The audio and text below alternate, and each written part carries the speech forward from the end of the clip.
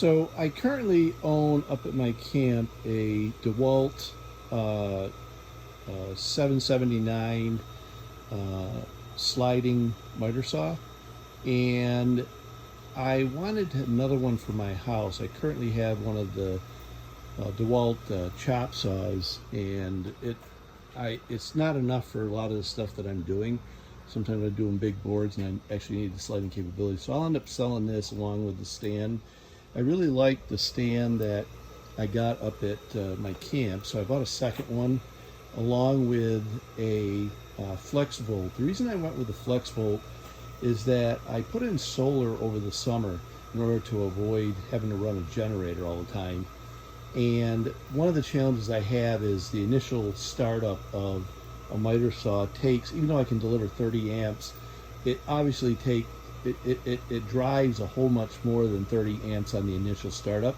I tried a soft start, it didn't work real well.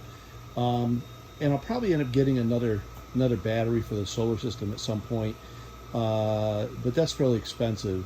And so for now, I decided to get this. Since I was going to get one anyways, I decided to get the FlexVolt, which will allow me to run in battery mode and then charge them with whatever the trickle charge is for the fast mode, in order to charge the batteries when I need them, and it'll do more than enough cuts for what I'm doing in a given day.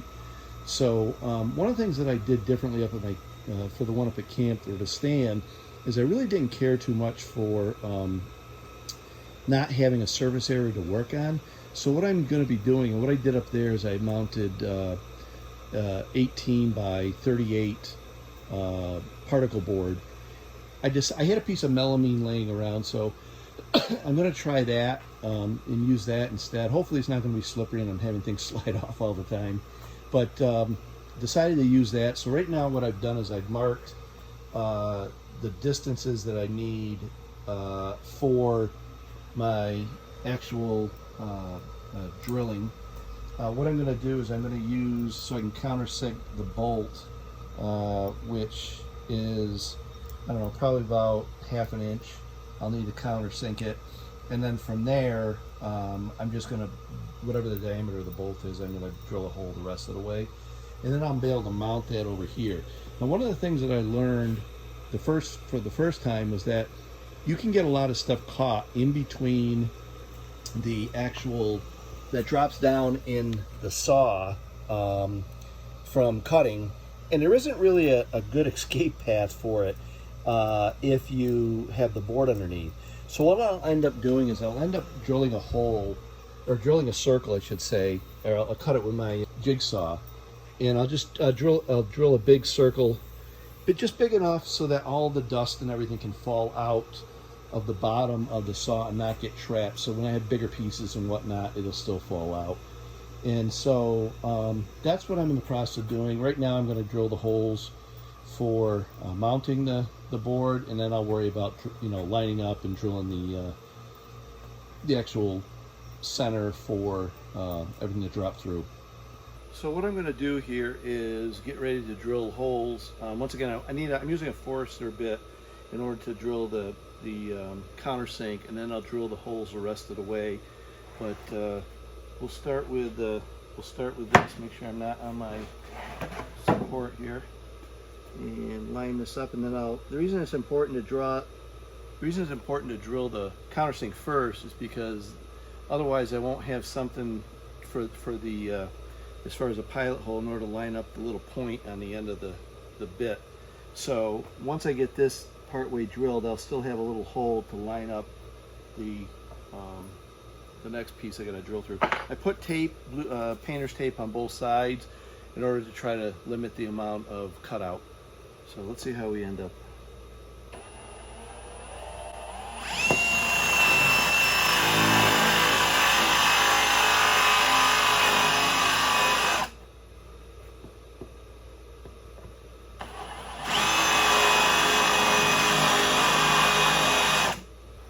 Okay, so I found my bolt. Just going to measure upside down, and that looks like that'll be enough to sink that in there. So now I'm going to drill the rest of my holes, countersunk holes.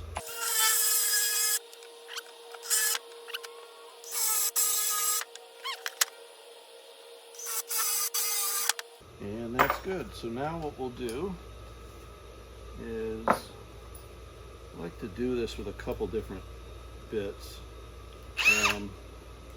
only because I want to make sure that I am centered. So I'm not sure what the size of this is, but I got a smaller bit and then one that matches up with a bolt. We'll do that one afterwards. Now I'll come back with my bigger bit.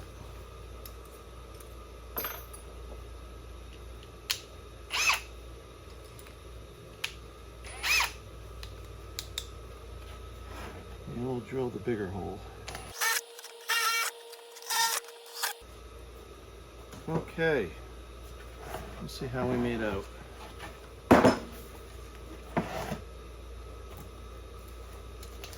Nice clean cuts from the Forester bit. And let's see how the tear out is on the other side as well. You can see it's nice and clean. Might get a little more on the back side, a little bit, because you're pushing down on the melamine. Probably what you could have done is, after the small pilot hole was in there, is back drilled from this direction through the melamine before you completed the whole hole. So that's probably what I would do if I did it again. So one of the things that they tell you to do is they end up tie wrapping this. Basically everything is down and compressed, and there's a spring that helps bring it back up. They tell you not to cut those plastic straps until they tell you later in the documentation. And by the way, the documentation is pretty bad. It's hard to, it's all pictures, and to be able to go through that, I have a hard time figuring this stuff out. But from the first time, I realized that it's just this gas shock that you have to worry about. So what I did was I took the entire box before I even had the saw out of it. I put the weight of that on there. Then I cut my ties, brought it back up the way you're supposed to, and then once it's locked in position, then I could take the saw off and continue to work on it, because it's too much work to try to do it while it's still in compressed form. And I remembered that from the last time I had to assemble one of these. So one of the things we got to do now is take all these bolts out and try to see if we can get everything to line up.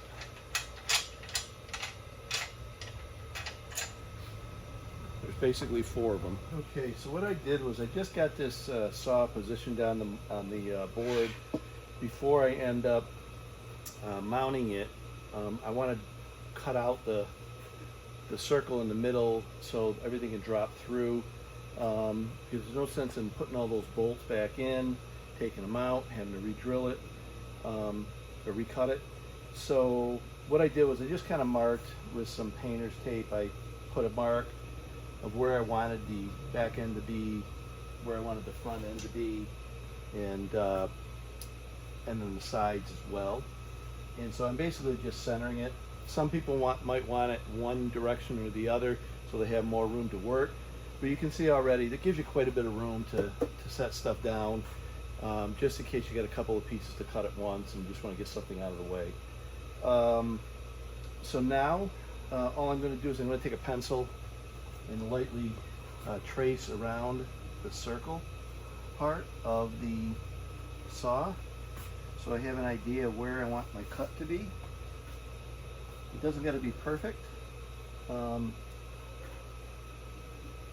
then what I'll do afterwards, I'll take up the saw off, and I'm going to go in a little bit from there, so I'm not cutting. So I've still got room, and I don't have a big gap between the board and the saw. But I just want some idea of where that needs to be. See if I can hold the saw down and move it at the same time here. Okay. So it looked like my diameter was close to 12 inches. So what I'm going to do is just lightly trace around here. This isn't the best thing to trace, obviously, a saw blade. And you can't worry about the front. The front part is actually is going to stick out a little bit more because of the way that the saw is built. But there's stuff that's really going to be, there's going to be a lot of stuff dropping through there. So I mentioned that on the last time that I did this, I actually just used a jigsaw to cut it. I had bought this Rockler circle jig, and it's a circle and ellipse jig, so I decided to try it out and see how it works, since I had to do a circle anyways.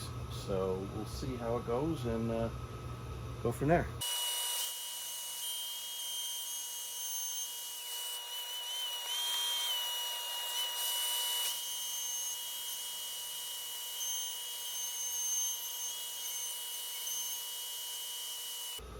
Okay, so I had preset this so that the first pass I was actually just taking maybe a quarter of an inch. Now I think this will go the rest of the way. So I'm going to cut the rest of the way through here. Just got to make sure that I'm not lined up anywhere where I'm going to hit my frame that's underneath, just as a support. So let's try that.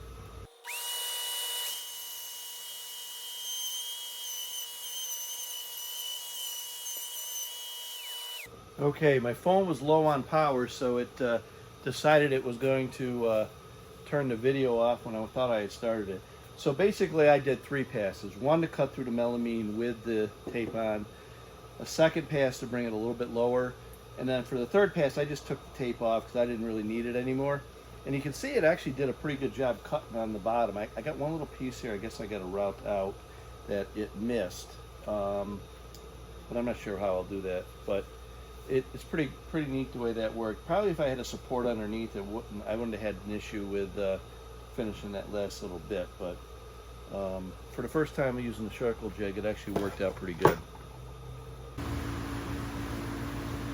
So this is the bit that I used. It's a Freud spiral bit, and I put it up kind of close, and hopefully you can see it.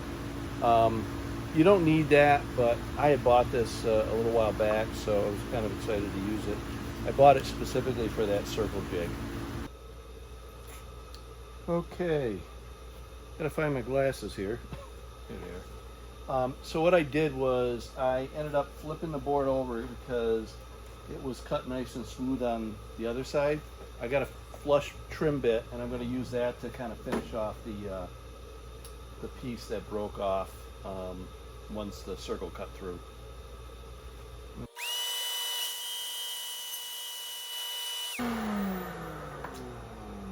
Okay, now I think we're done.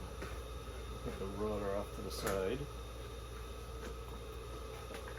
So you'll see here we got a nice circle in order to have everything fall through, and that'll help me, you know, when I'm blowing it out and everything, for any of the bigger pieces to make their way out. So one of the things you got to watch out for when you use your mounting holes, the last one I actually used screws and it's held all right, but I decided to use a bolt for this one to bolt it on. But the one thing you have to watch out for is these holes over here are actually for your mounting the saw to the board, or I'm sorry, mounting the board to the saw stand. And underneath, on the saw stand, underneath where you're bolting it to, it's going to go through here. So what you have to watch out for is that your holes where your bolt is for the saw aren't going to hit this. You want so I basically centered the saw, so hopefully my bolts that bolt the saw down to the board are actually going to end up around here. So just something to watch out for. Okay, so I finally got this thing mounted. The one challenge I had was that, as I mentioned before, the bolt holes have a tendency to want to interfere with the bar underneath, so you had to kind of offset it and try to center it. Well, it was really, really tight, and basically what I did was, after I drilled my hole, I kept making it bigger and bigger underneath here in order to get it to have a little bit of play there. And I eventually had to ream it out a little bit that way. I think my initial pilot hole probably should have been started on that side of the hole.